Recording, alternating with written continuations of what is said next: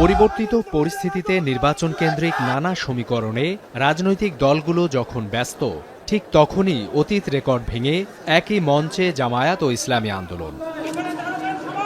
মঙ্গলবার বেলা ১১টার দিকে বরিশালের চরমোনাই মাদ্রাসায় ইসলামী আন্দোলনের আমির ও চরমোনাই পীর মুফতি সৈয়দ মোহাম্মদ রেজাউল করিমের সঙ্গে সৌজন্য সাক্ষাৎ করেন জামায়াতে ইসলামীর আমির ডাক্তার শফিকুর রহমান।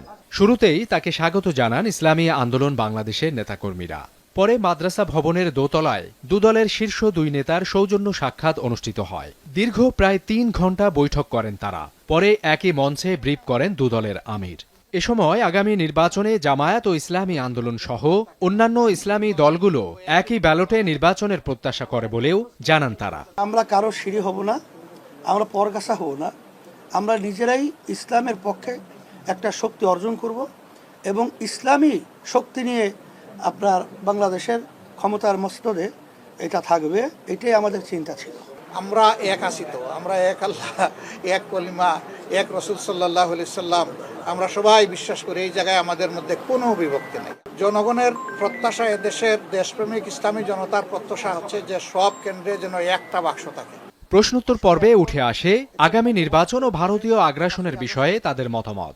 আমাদের দেশে যে নতুন স্বাধীনতা আমরা পেয়েছি, এর মাধ্যমে আশা করি এখন ইসলামের পক্ষের একটা ভালো ক্ষেত্র তৈরি হয়েছে।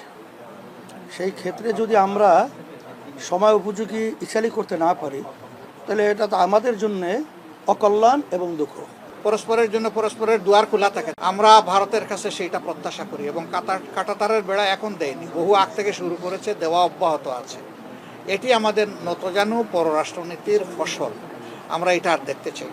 সৌজন্য সাক্ষাৎ শেষে জামায়াতে ইসলামীর আমির ডাক্তার শফিকুর রহমানকে চরমোনাই মাদ্রাসা ঘুরে দেখান ইসলামী আন্দোলন বাংলাদেশের আমির মুফতি সৈয়দ মোহাম্মদ রেজাউল করিম। দুপুর ২:৩০টার দিকে স্পিড বোর্ডে করে বরিশালের উদ্দেশ্যে রওনা হন জামায়াতের আমির। এ সময় তাকে হাত নেড়ে অভিবাদন জানানো হয়। এখন বরিশাল।